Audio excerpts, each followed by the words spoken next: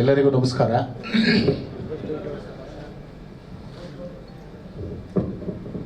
ಕೋಟಿ ಟೀಸರ್ ಎಲ್ಲರೂ ನೋಡಿದರೆ ಭಾಳ ಚೆನ್ನಾಗಿದೆ. ಸುಮ್ಮನೆ ಮಾತಿಗೆ ಹೇಳ್ತಾ ಇಲ್ಲ, ನಿಜವಾಗ್ಲೂ ಚೆನ್ನಾಗಿದೆ. ಬಂದಮೇಲೆ ಒಳ್ಳೆ ಮಾತು ಹೇಳಬೇಕು ಅಂತ ಅಲ್ಲ, ನಿಜಕ್ಕೂ ಚೆನ್ನಾಗಿದೆ. ಈ ಸಿನಿಮಾ ಬಗ್ಗೆ ಮತ್ತು ಪರಮೇಶ್ವರ್ ಬಗ್ಗೆ ಮಾತಾಡಬೇಕು ಅಂದರೆ, ಪರಮೇಶ್ವರು ನಂದು ಗೆಳೆತನ 2008ರಿಂದ 2009ರಲ್ಲಿ ಪರಮೇಶ್ವರ್ ಅವರು ಪತ್ರಿಕಾ ವಲಯ ಬಿಟ್ಟು ಎಲೆಕ್ಟ್ರಾನಿಕ್ ಮಾಧ್ಯಮಕ್ಕೆ ಬಂದಿದ್ದರು. ನಾನು ಅಷ್ಟೇ ಸೀತಾರಾಮ್ ಹತ್ರ ಕೆಲಸ ಬಿಟ್ಟು ಸೀರಿಯಲ್ ಪ್ರಪಂಚಕ್ಕೆ ಬಂದಿದ್ದೆ. ತುಂಬ ಸ್ಟ್ರಗ್ಲಿಂಗ್ ಡೇಸಿಂದ ನಾವಿಬ್ಬರು ಒಟ್ಟಿಗೆ ಕೆಲಸ ಮಾಡಿದ್ದೀವಿ.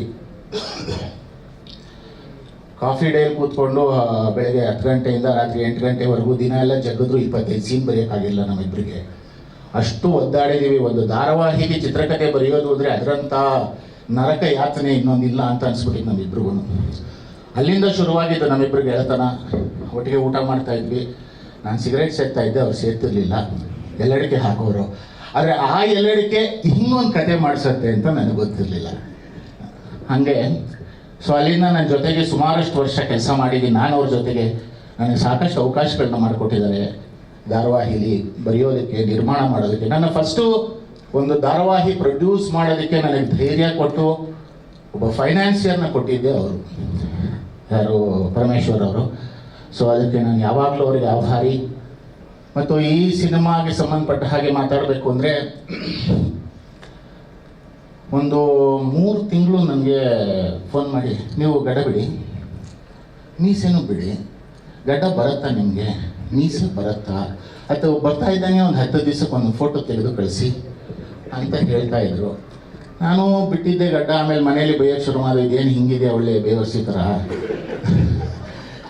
ನಾರ್ಮಲ್ಲಾಗಿ ಗಡ್ಡ ತೆಗಿಯಪ್ಪ, ಆರಾಮ್. ಇಲ್ಲ ಒಂದು ಪಾತ್ರ ಇದೆ ಅಂತ ಹೇಳಿದ್ದಾರೆ, ನೋಡೋಣ ಬಿಡ್ತೀನಿ, ಅದೇನಾದರೂ ಸೂಟ್ ಆಗ್ಬೋದೇನೋ ಅಂತ. ಸರಿ, ನಾನು ಗಡ್ಡ ಬಿಟ್ಟೆ. ಗಡ್ಡ ಹಣ್ಣು ಆಸೆಗೆ ಶುರುವಾಯಿತು. ಇವರೇನೋ ಪಾತ್ರಕ್ಕೆ ಹೇಳಲಿಲ್ಲ ನನಗೆ. ಸರಿ, ಇವತ್ತು ನಾಳೆನೋ ತೆಗೆಯೋಣ ಅತ್ಲಗೆ ಅಂತ ಹೇಳಿ ಮೈಸೂರಿಗೆ ಹೋಗ್ತಾ ಇದ್ದೆ. ಈಗ ಎಲ್ಲಿದ್ದೀರಾ ಅಂದರು. ಇಲ್ಲಿ ಕೊಲಂಬಿಯಾ ಏಷ್ಯಾ ಸಿಗ್ನಲಲ್ಲಿ ಇದ್ದೀನಿ ಹಿಂದೆ. ಅಲ್ಲೇ ನಿಂತ್ಕೊಂಡು ಒಂದು ಆಡಿಷನ್ ಮಾಡಿ ಕಳಿಸಿ, ಡೈಲಾಗ್ ಕಳಿಸ್ತೀನಿ, 85ನೇ ಸೀನು ಅಂದರು. ಸರ್, ಇಲ್ಲಿ ರೋಡಲ್ಲಿ ಶಬ್ದ, ಲೈಟ್ ಬೇರೆ ಇಲ್ಲ, ಮನೆಗೆ ಹೋಗಿ ಮಾಡಿ ಕಳಿಸ್ತೀನಿ, ತಲೆಗೆಲೆ ಬಾಚ್ಕೊಂಡಿಲ್ಲ, ಪರವಾಗಿಲ್ವಾನೆ, ನೀವು ಹೆಂಗಿದ್ದೀರೋ ಹಂಗೆ ಮಾಡಿ ಕಳಿಸಿ, ನೀವು ಹೆಂಗೆ ಮಾತಾಡ್ತೀರಾ ನೋಡ್ಬೇಕು ನಾನು ಅಂದರು. ಇದೇನು ಸರ್, ಇಷ್ಟು ವರ್ಷ ಜೊತೆಗೆ ಮಾತಾಡಿದ್ದೀವಿ, ಇವಾಗ ಹೆಂಗೆ ಮಾತಾಡಬೇಕು ಅಂತ ಹೇಳ್ತಾ ಇದ್ದೀರಾ, ಅಷ್ಟು ಭರವಸೆ ಇಲ್ವಾ ನಾನು ಡೈಲಾಗ್ ಹೇಳೋ ರೀತಿ ಬಗ್ಗೆ ಅಂದೆ. ಇಲ್ಲ ಇಲ್ಲ, ಇಲ್ಲೊಬ್ರು ದೊಡ್ಡ ಡೈರೆಕ್ಟರ್ ಕೂತಿದ್ದಾರೆ, ಅವರು ನಿಮ್ಮ ಬಗ್ಗೆ ಅನುಮಾನ ವ್ಯಕ್ತಪಡಿಸ್ತಾ ಇದ್ದಾರೆ, ನನಗೆ ಶಂಕೆ ಇಲ್ಲ, ಅವರಿಗಿದೆ, ಹಾಗಾಗಿ ಮಾಡಿ ಕಳಿಸಿ ಅಂದರು. ಸರಿ, ಮಾಡಿ ಕಳಿಸ್ದೆ.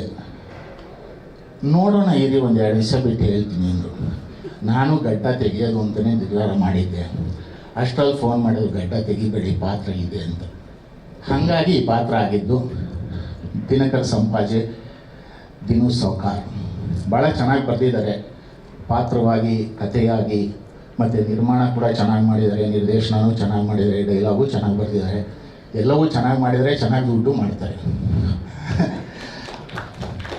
ಆ್ಯಂಡ್ ಡಾಲಿ ಧನಂಜಯ ಅವ್ರ ಬಗ್ಗೆ ಹೇಳಬೇಕು ಅಂದರೆ, ಅವರು ಸಹನಟನಾಗಿ ಅವರು ಒಬ್ಬ ನಾಯಕ ನಟ ಅಂತ ಯಾವುದೇ ರೀತಿಯಾದ ಫೀಲರ್ಸ್ನ ಸಹಪಾತ್ರಧಾರಿಗಳಿಗೆ ಕೊಡದೆ ಒಂದು ತುಂಬ ಆರಾಮದಾಯಕವಾಗಿ ಅವರು ಇರೋ ಥರ ನೋಡ್ಕೊಳ್ತಾರೆ.